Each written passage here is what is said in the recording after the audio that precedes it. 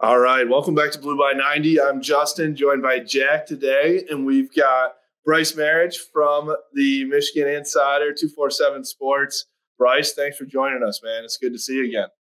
I appreciate you guys having me on. I know I was joking before the pod. You guys having me on and stuff like that when you guys were just building up, and now you guys are this empire. So it's crazy. It's funny how if you go back to that episode, because we were just building up, and I think we had such a small following, your camera could have been basically off. You were sitting in the shadows. Like, I don't want to be seeing these guys. I don't even want to associate with them yet.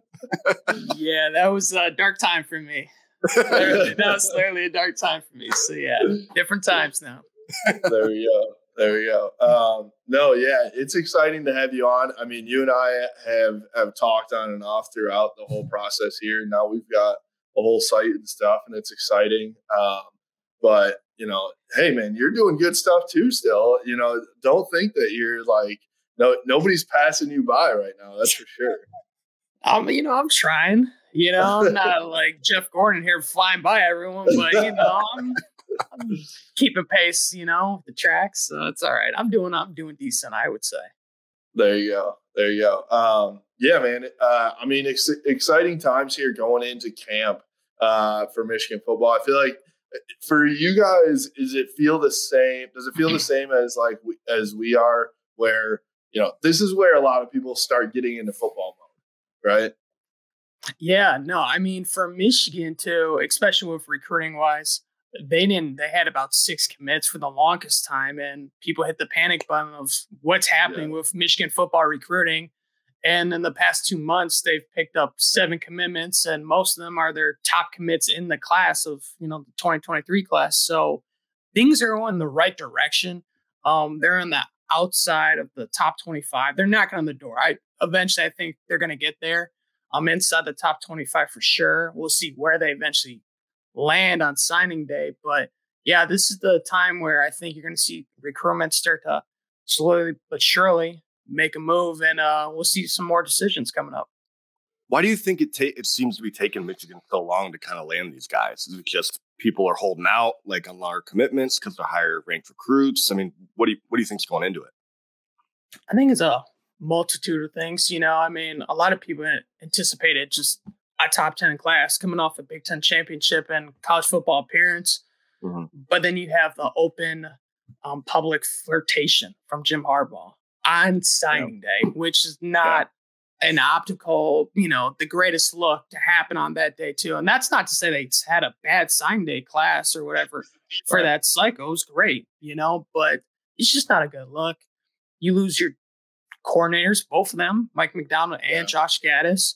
You're shuffling new hats. I think honestly, people forget about that part a little bit. Yeah, that's a key part. And, I mean, Josh Gaddis won the Bros Award, so he's no slouch. Mike McDonald is now coaching coordinating one of the top defenses in the NFL. So these are 2 top quality coaches you lost.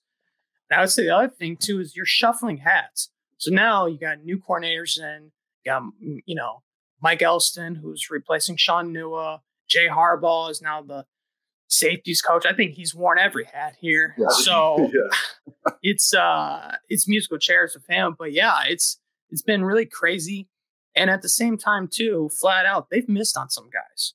There's been some guys they definitely have wanted that they've missed.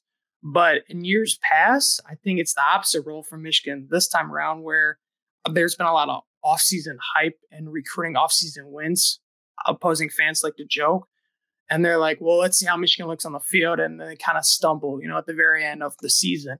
Whereas a lot of people going this year are like, let Michigan win on the field and the recruits will follow afterwards. And I think that's the approach you're kind of seeing Michigan take right now, whereas they know they're going to have a good product on the field and it's going to show. And at the very end, the results are going to come to fruition. So do you think that's going to kind of hurt them with the 2023 class, and they're just kind of counting it as a wash and they're just looking forward to 2024? Or? I don't think it's a wash. No, I think, obviously the big elephant in the room too is NIL. They have a very different approach compared to some schools where, you're seeing, I'm not going to name them, but you're seeing some schools in the top 10, top 15 even, you know, and you're like, I haven't never seen you there before. And you're curious, how did you end up here? But, you know, there's other schools, I'm not saying, but like Texas Tech and Northwestern right now are like in the top 15. Pretty sure Michigan's got past them at the end of the day and stuff like that, you know, because they have so many commits. Whereas if you look at Michigan's quality of commits, they're much higher than them. So you have to look at different factors there.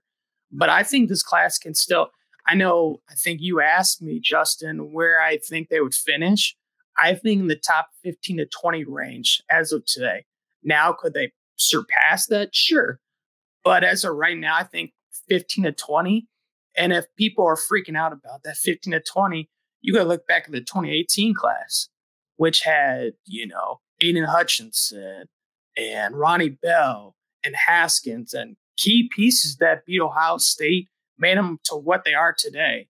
Right. So just because you have a class in the 15 to 20 range doesn't mean it's going to be crap, FY to people. So, yeah. And it seems like too, you know, I actually was about to write something up on this too, where like it kind of seems like Jim Harbaugh is going the beeline route a little bit, where it's like he wants talent, but he's trying to find the right guys to come into the program. And if that means that they're a 3-star instead of a 4-star, he doesn't care. But he cares about culture. He cares about, you know, where do they want to play football or just make money, like all those things. Does that seem like it's, you know, along the right lines?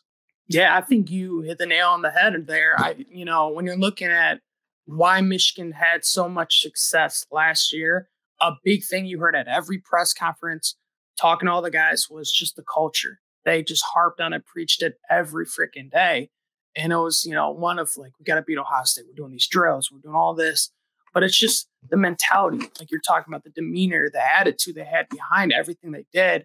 And a lot of these guys, and especially you guys have known this, kind of seen the dealings they've had with NIL, for many of these athletes on the team, they're not a money first type of person. You know, they're doing this for the quality of their heart. I mean, JJ, they're giving back. You saw Blake Corum giving turkeys. You know, he bought. I mean, it's just, so it's not, they're not there for the money. You know, and they're there to help Michigan win football games, become successful on and off the field, get that degree. And if that leads to the NFL and more money, great. If not, they're a winner here at least. And that approach, though, is not going to work with every high school athlete in America. Right. And you're seeing that, you know? So, yeah, Michigan is definitely taking a different approach of what athletes they're looking at and who's more responsive to that approach as well. But at the same time, that's not to say you can't get top talent, and they still should. You know, in my opinion, and this might sound braggish, but you're Michigan.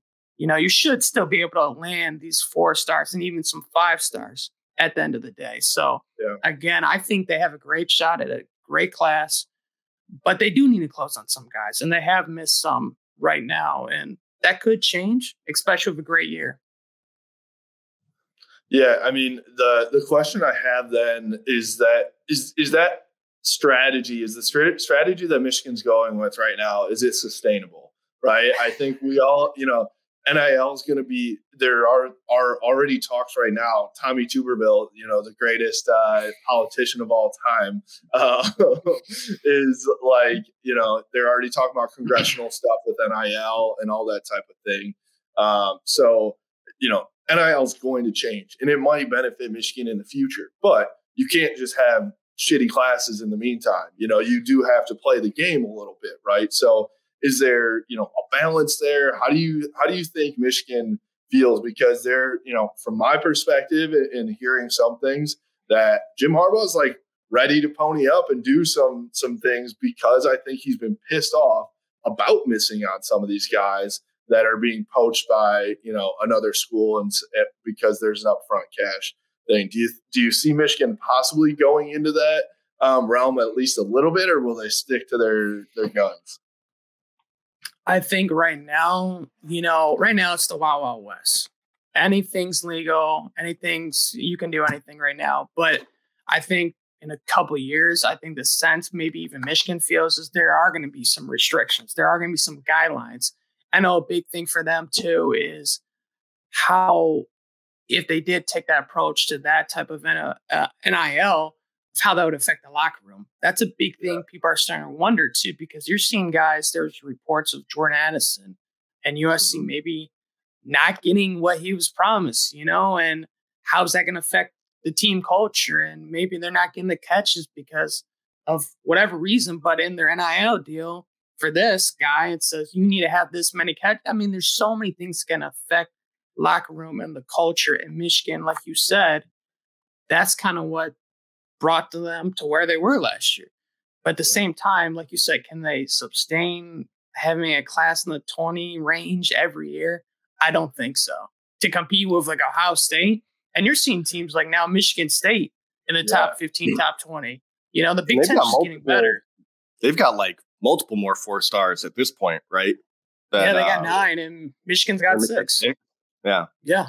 And I mean, honestly, this isn't football, but like if you've seen Michigan State's basketball recruiting in the last few days too, like it's gone crazy. And I think it's because of their NIL approach. Matt Ishbia is like, what, let me know what the amount is and I'll sign that check, so it's definitely something that you got to think about and keep up with, even though you can have your strategy, right? Yeah, I think the other big thing too, and I'm curious I don't know if they'll ever go all in on that approach. They maybe will one day, but I think a big thing going forward is also the new president in place. I know a lot of people are excited about that and him being more open to just athletics. Because I think, again, these are rumors I heard, but Mark Schlissel never made I heard a practice, let alone made a game, whereas this guy's first day in, he's tweeting about, the football team and Coach Hutch and everything like that. So you can tell he's very in tune with the university as a whole and not just, the theater program. And that's it. It's everyone. So I think him being on board with NIL approach with Michigan, if they want to play that game, would help.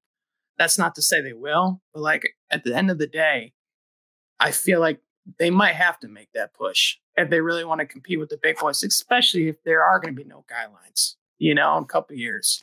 So, can you tell us a little bit about, you've talked to a lot of these Michigan recruits that are coming on campus, coming to the barbecue and that type of thing. What have you heard in terms of what Michigan's pitch is like right now? Is it that you're coming to a championship team? Is it that you can make money while you're, once you get on campus? Are they still going, what does that look like in terms of how Michigan's approach is for, hey, here's what you can get once you come on, or, if you become a Wolverine, and how does that compare to what other schools' pitches seem to be like right now? Well, they've always stressed this, and this has never changed: academics. And they stress academics first. And like the great Hannah Montana said, you get the best of both worlds at Michigan. You get great athletics. Yeah, you get great athletics, but you get, great academics here as well. And that's the thing that Michigan has always stressed here at the end of the day, especially with Jim Harbaugh. And when it comes to NIL, it's, listen, maybe you won't see the money up front per se, but if you excel and you thrive here, you're going to get paid. No question about that, but at the same time, like we've been talking about, some kids just, they don't come from much, and the other thing I was talking about on our recruiting podcast was, let's say you get injured, and you're not going to get that money, right? If you can't show what you can do, but at other schools, you are going to get that money just from being on campus. So they're fighting a lot of inner demons and battles there. But definitely the approach is, like I said, the best of both worlds. You're going to get that athletics and academics here. It's a great campus. You're going to love Ann Arbor. It's one of the top college towns in America. Got all these amazing programs and majors here. And at the end of the day, being a student athlete is what you're here to do, Right. So I think it is resonating with certain guys. And certain guys you see in this class fit the Harbaugh mode to a T, especially. So it's interesting, though. It's one thing where you're like, should we play that game? Can we play that game? Do they even want to play that game? And that's where we're at right now. Well, it's so tough too. I think when you want to play the, good kid, the good academics, those types of cards all the time, which is obviously Michigan's strong suit. But then you look at the recruiting board and you see Ohio State with, as many 5 stars or more than Alabama and everybody else. And it's like, okay, maybe these 5 stars don't give a shit about academics, that type of, not that Ohio State's like terrible in academics, but it's not Michigan, right? So there's obviously a different approach coming from Ohio State. So you got to keep up with that. That's the standard. That was the talk every single year up until, Michigan beat them this year. Was like Ohio State's the standard, right? Yeah. I mean, I would even go above them and say Alabama. I mean, those guys, they literally wake up every morning to send a top 1 class in the country. I mean, it's incredible what they do. But the biggest thing in my eyes is coming off all that success. I just thought Michigan was going to have a top 10 class, like no problemo. Right. Yeah. And there's been a lot of hurdles that they've had to overcome, but some of them have been self-inflicted. Like I said, the Harbaugh interview and being it so public. And I'm not saying that's a bad thing. He didn't lie to recruits because he didn't. He was upfront with everyone about what he was doing, but it's just not a good look, and you lose your 2 top coordinators and coaches are shuffling. And it's just at the same time, you just can't have that in an offseason where you just won the Big Ten title. You finally beat Ohio State and you make the college football playoffs. And then all of a sudden that all happens. So I'm not, again, everyone thinks this class could be crap.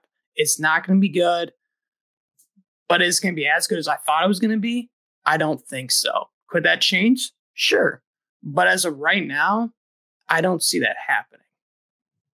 I mean, I kind of going back to what you said, as far as like losing both, your offensive, defensive coordinator, uncertainty with Harbaugh, given all the shit that they're going through, I mean, they're in a pretty good spot right now. Yeah. Right. I agree with you. I agree with you. Yeah. I mean, at one point they were ranked number 55 and people were just losing it, and I had the dummy response of putting like a screenshot of where Michigan was. And there's a couple schools above them and a couple schools below them. And people like SMU and who are these schools? Michigan can't. I recruit Wake Forest. And you're like, okay, buddy, relax. They got 6 commits. They got 6 commits. They're not going to sign 6 commits on signing day. Let's just slow your roll, But yeah, I mean, where they're at right now and everything they've overcome, there's, like I said, there's a great shot. And a lot of people scoffed at me that they could still sign a top 10 class. Now, a lot would have to go right, obviously, but they've always had the potential. Our director of recruiting at 24/7 Sports, Steve Wilfong, has always said Michigan's been that one school where they knock it out of the park when they get a kid on campus. He's like, when the coaches, they just seem to just excel with the presentation, academic presentation, athletic presentation, everything. The cards always fall into place when they get these kids on campus. It's just a matter of getting these kids actually on campus, and then seeing the deal. And that's kind of what Michigan's doing right now. And a big step for that was the barbecue at the Big House. They got a lot of those guys up there. They really impressed a lot of them. And now they've laid that foundation to where get them up back for a game in the fall, show how it looks to have, instead of an empty stadium, 110,000 screaming, on your team, hopefully winning by who knows what, 30 points. I mean, it's not going to be sexy if they're beating UConn by 30, but it's still an experience. Yeah, when you're at a school football stadium, when you're used to maybe 1,000 people at your games, and now you're walking in through the tunnel, you're seeing 110, you're like, okay. You envision that, you're like, this is surreal. This is something I could see myself at. And like I said, NIL, you're looking around like, maybe I can make a lot of money here too if I do well. There's a lot of people here who can, a lot of people, right? A lot of viewers, a lot of all that stuff. A lot of jersey sales, all that. There you go. So let's talk about the barbecue. So it sounded like it was, a great event.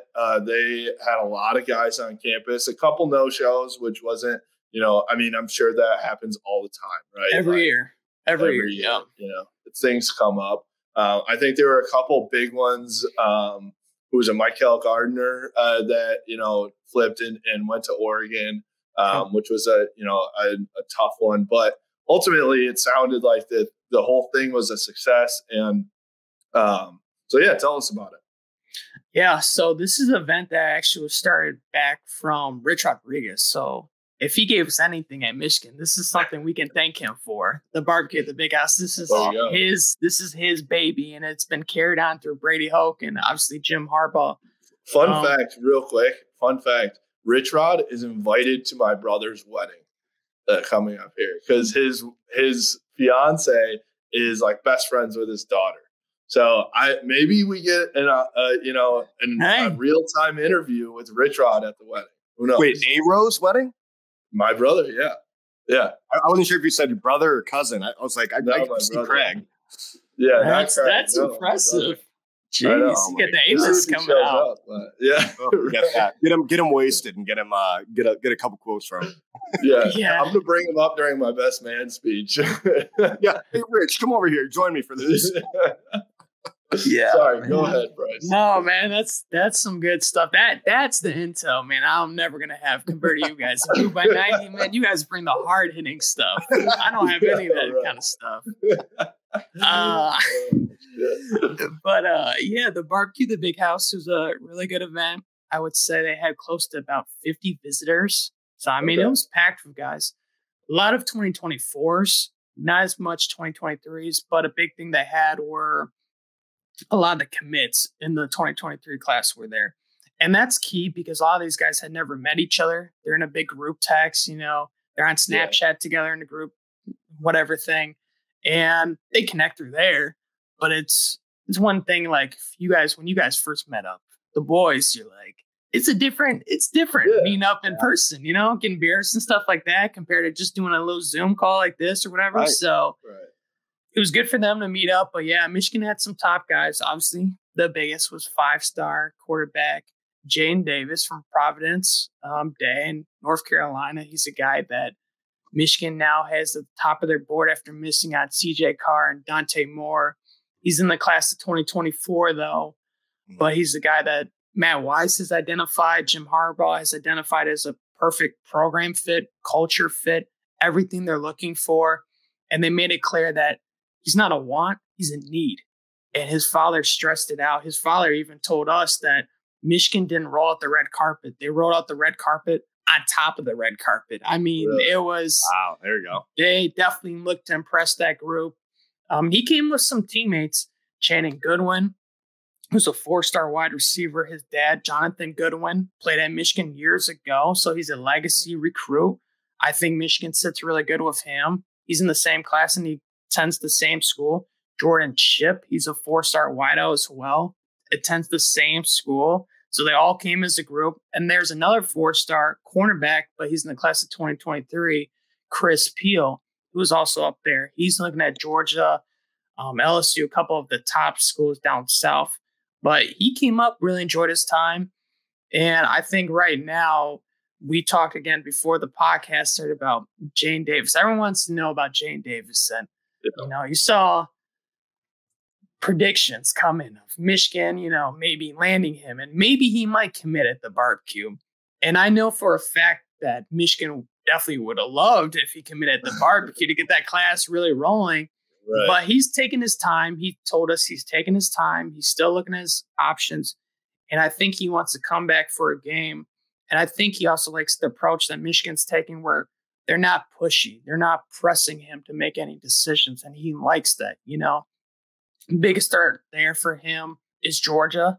So that can be concerning because we saw what they did with Braylon Wilson, plucking him away from Michigan. But at the same time, this is second time up to campus. He really loves Matt Weiss. He loves Jim Harbaugh. He loves what he's done developing quarterbacks like Andrew Luck and other guys in the NFL. He likes the NFL, I guess, approach and culture at Michigan. And that's something very appealing. And his mom made it, again, apparent that academics is a big plus in their eyes as well. So there's a lot going in their direction for Michigan in this recruitment.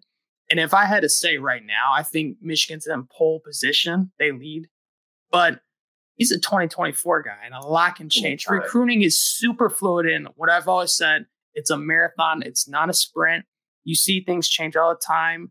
And even guys you think are layups, like a CJ Carr, they can go the opposite way. So I'm not saying, that's why I'm pumping the brakes. I'm not to say Michigan's not going to get him at the end of the day, but for me to put in a prediction, I got to be a lot more certain. And when I put in a prediction, I'm pretty certain that they're going to land a guy, and it's going to be happening sooner than later too.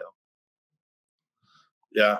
No, I think it makes sense. I think that from a Michigan perspective, though, like, you want him now because you need to get that momentum, right? That's what it feels like. You Michigan want a class leader. Exactly.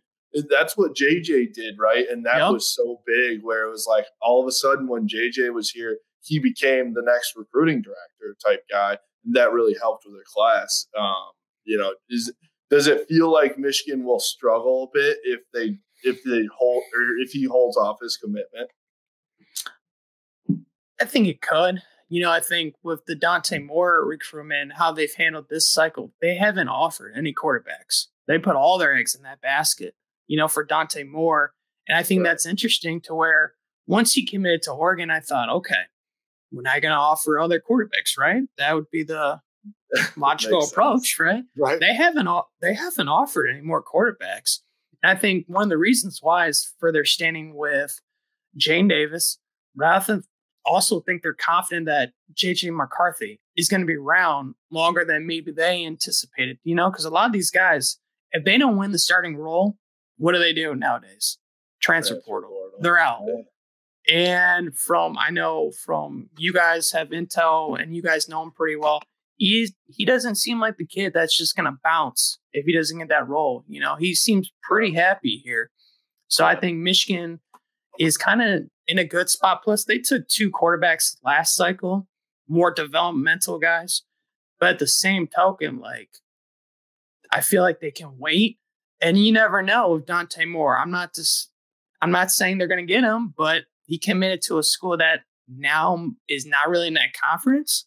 So there's a lot that could happen. And let's say if they struggle and Michigan opens up and they throw the ball a bunch and they really impress him, and but I think they like where they stand with Jane Davis. I think they are happy that J.J. McCarthy is going to be here longer than they anticipated. And in their eyes, they think their quarterback room is still very good. They got Cade, they got J.J., and they got, of course, Davis Warren, who showed out.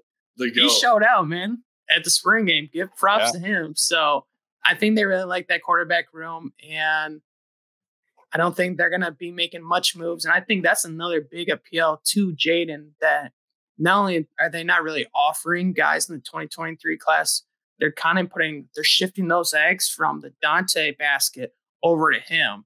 And I think that means a lot to him as well. I love it. I think that it's important, obviously, to get him, because I think, where do they turn then if he goes elsewhere? Then they're in real trouble. That's a tough thing too.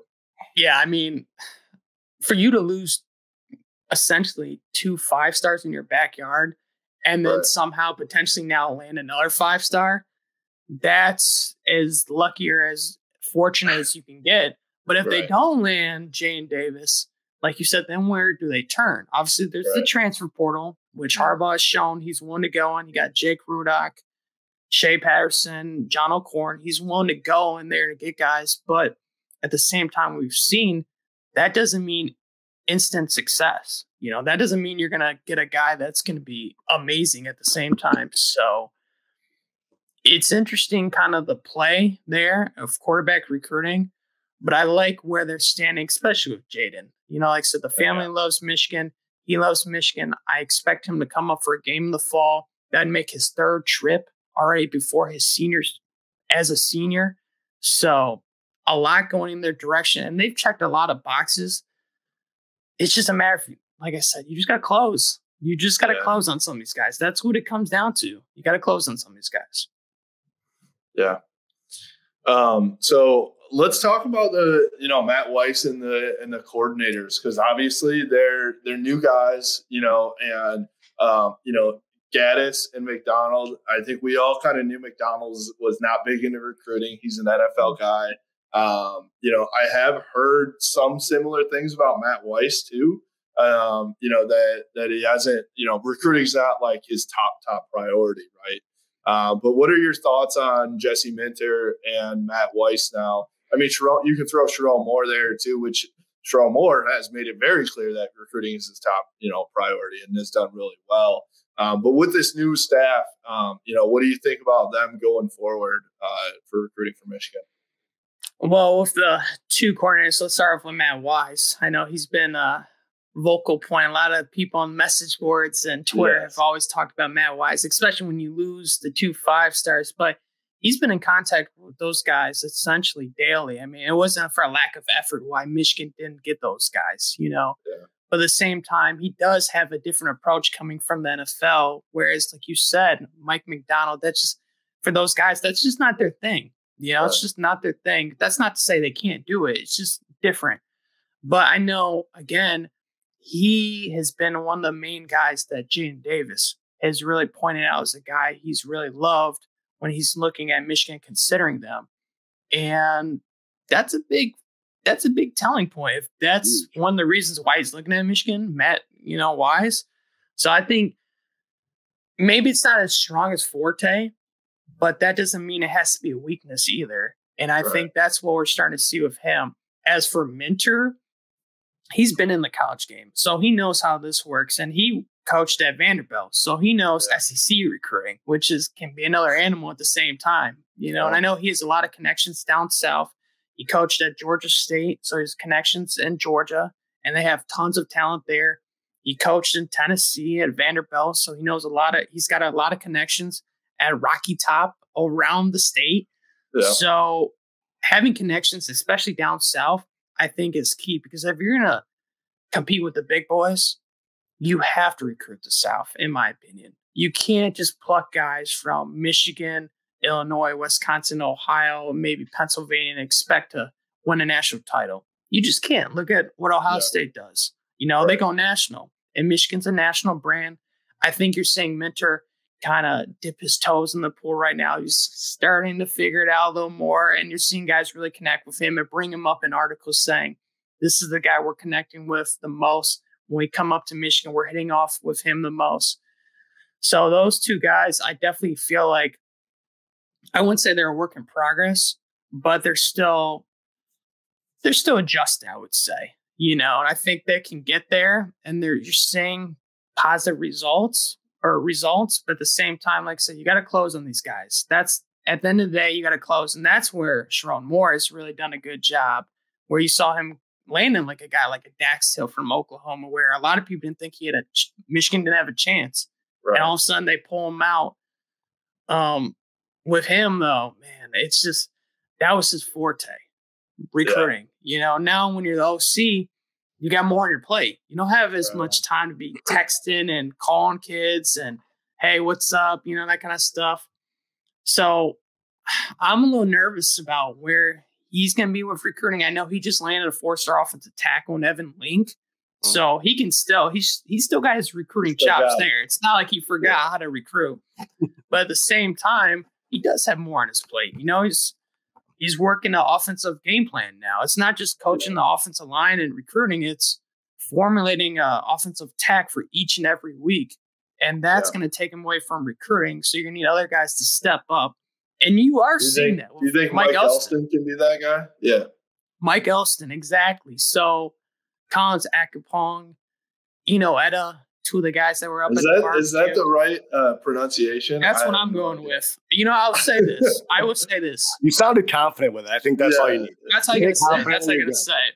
Michigan probably has the number one class of the all-name team right now, because they got some incredible names in this class. But those are two physical freaks, Those, Collins is 6'7", 255 pounds. And he came here from overseas, but he came here to play basketball. You know, he didn't know what he was doing. And then they're like, hey, you're a pretty big kid. Yeah. Why don't you try the football route? Yeah. And so he played a couple years. COVID halted his season.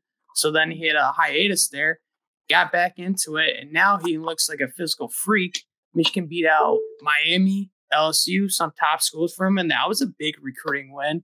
And it was a big one over Miami from what I heard. Because I think Miami put they were trying everything at him. Basically. They were making a big push for him. And then Etta, he was essentially a Michigan State lock from what I saw on Twitter, at least. And Michigan, according to the Spartan Twitter, and Michigan said no. And Mike Elston, I mean, that was his first offer when he got to Ann Arbor, was Etta. So this has been a guy he's been on since day one. And always had, a fond look at Elston and what he could do on and off the field.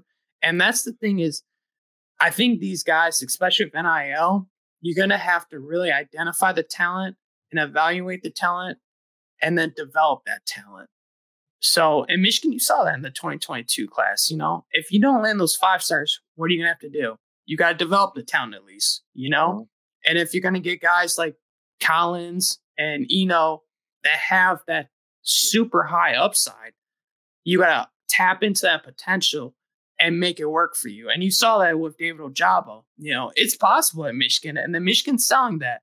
And for me, if there's one spot they couldn't struggle in recruiting, it was edge.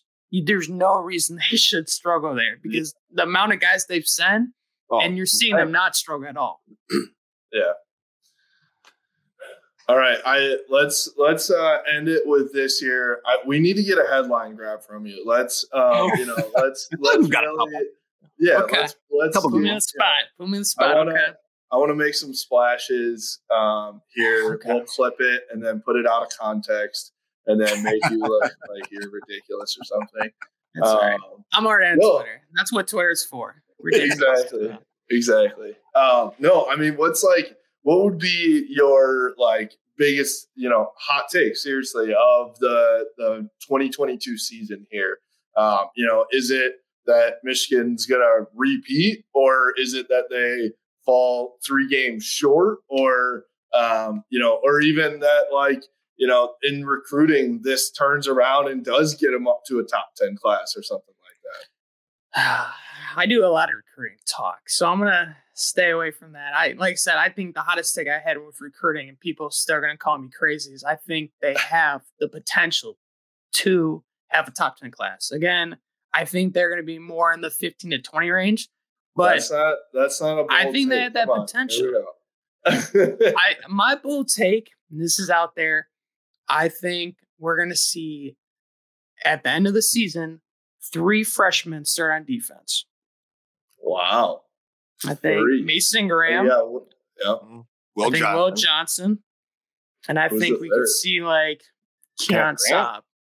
Okay. Kenneth Grant, gift from the gods, football gods. Yeah. He's a potential guy too. Boy. So, he's big. Huge. You talk about a guy that I think will make an impact. I mean, when Michigan recruited him, they made it flat out obvious to him in the recruiting process. We don't have anyone like you. 0 on the roster. He reminds me of big Will Campbell. Exactly. Gabe Watson, I don't know if you remember him, but someone like him, he demands double teams. He's a wrecking ball in the middle, and you just have to, he's a space eater, essentially. Yeah. Michigan doesn't have anyone other than maybe Mozzie Smith, but I think that's, 3 freshmen, maybe 4, start at the end of the day, for the Ohio State game. I mean, the class was that good. People forget, but they signed some top 10 talent there. Yeah, right. I mean, Will Johnson's a lock in my opinion to start. That's interesting to hear Keon Saab though, just because there are some other more seasoned guys that are trying to play those positions in the second. Yeah, I mean, he's in the back end. You have Ron Moore, who really emerged towards the end of last season. But Keon Saab, I think he's got the potential. He was a top 100 guy who's committed to Clemson for the longest time under Brent Venables. And so he's got a good eye for talent in terms of that side of the ball. And I've heard good stuff about Keon early on. I know they just started fall camp, but the guy I'm very, very confident in, I think is going to have, if he doesn't start, he will start next year at least, is Mason Graham. I mean, I just saw the recent, roster changes that came out, and he's up to 317. And you watch the spring game. If you really watch that spring game, he was going against grown men, guys that are 3 or 4 years older, and he was holding his own pretty well. So, but yeah, in terms of also Will Johnson, that might be the lock of the day for sure. I think he's definitely going to see the field early and often. Yeah. We've actually talked to other players, and they've mentioned the first ones, like Chris Jacobs mentioned Mason Graham as a guy to watch out for. So coming from a guy that's going to play right next to him, that's pretty telling, I'd say.